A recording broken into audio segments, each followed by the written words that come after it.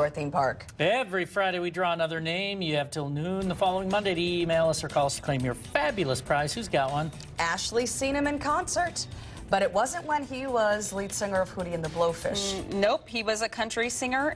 He still is, too, and he was fantastic in concert. Darius Ruckers, 49 today. 49.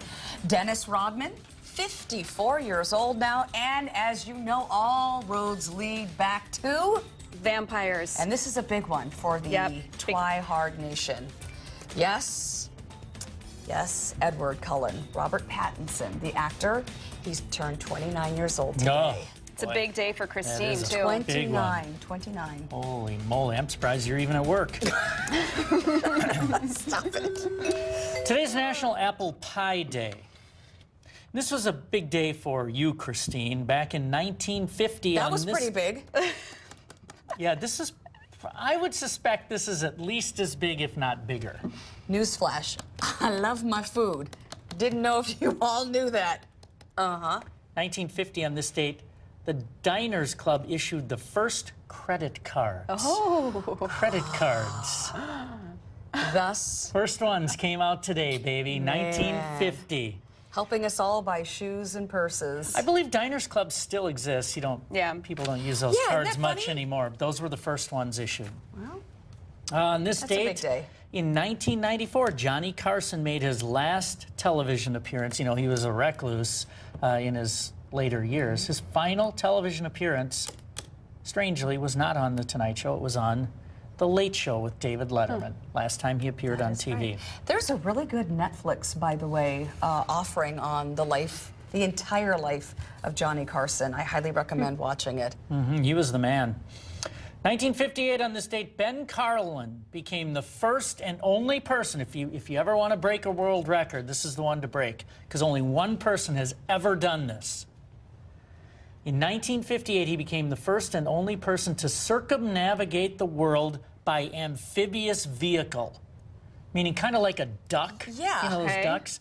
He was a military guy, and in World War II, he saw these amphibious vehicles, and he made a comment to one of his friends, said, you know, a little modification, you could take that baby around the world. He got married. And sea. Yeah, he got married and took his wife on their honeymoon across the Atlantic in one of these. It took him a couple tries. He got to Europe, raised a little money, drove through Asia, whatever, and around the world. It took him 10 years. But he got around the world in his amphibious vehicle. Now, 10 years, though. Did the marriage survive that 10 years? That's a long time. Funny you should ask. He got about halfway around the world, and his wife decided, I've had enough. See? I don't know if she left him, but she left the journey part of him, and he finished the journey maybe if he without her. Maybe if he took that Diners Club along, that club card along, bought her some nice clothes from around the world. It was 8 years around by then. Bring you down moment on this date, John Paul II, the Pope, in St. Peter's Square in Rome. There was an attempted assassination. He was rushed to the hospital, but did have some surgery and survived. That was 1981. Now for your viewing pleasure, we go back to the year 1958. Well, actually not 1958 for this photo. This is a microscopic view of Velcro. Lighting up the Shortino household for years to come. I've got a whole wall and ceiling of this. Hey, Velcro was trademarked on this date in 1958. George D. Maistrel, he was a Swiss electrical engineer. He came up with this. You know, he's walking his dog. His dog kept getting burrs in him.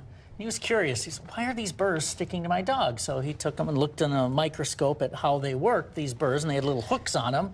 So he decided to try to invent this. He was laughed at by people, but eventually came up with a cotton sort of Velcro, which didn't really work well. And then he found that if you took nylon and used it, that worked better. And if you sewed nylon into fabric under ultraviolet light or something, it got those little hooks on the end of it. So he invented Velcro and trademarked it on this date, and then got a patent on it. Well, the patent has long expired. Trademarks don't expire. So the name Velcro is the name of his company, and that's what they live on now, that trademark name of Velcro. And it meant literally It was a combination of velvet and hook, which translated were velour and crochet. Velcro. So that's what he came up with. That is some Velvet pretty interesting. hook. Yeah, It's that's on neat. everything from, you know, lunch bags to purses Yeah. to shoes now. I mean, Everything. it's everywhere. And Still called Velcro. Still called Velcro, That is cool. and it is a privately held company. So we don't know how much money they make, but they make a lot. Yeah. He made $60 a week his first year. He makes more than that. Well, I don't know if he's even still alive. Anyway, let's take a look at the weather forecast. I would suspect not. He invented it in 1958.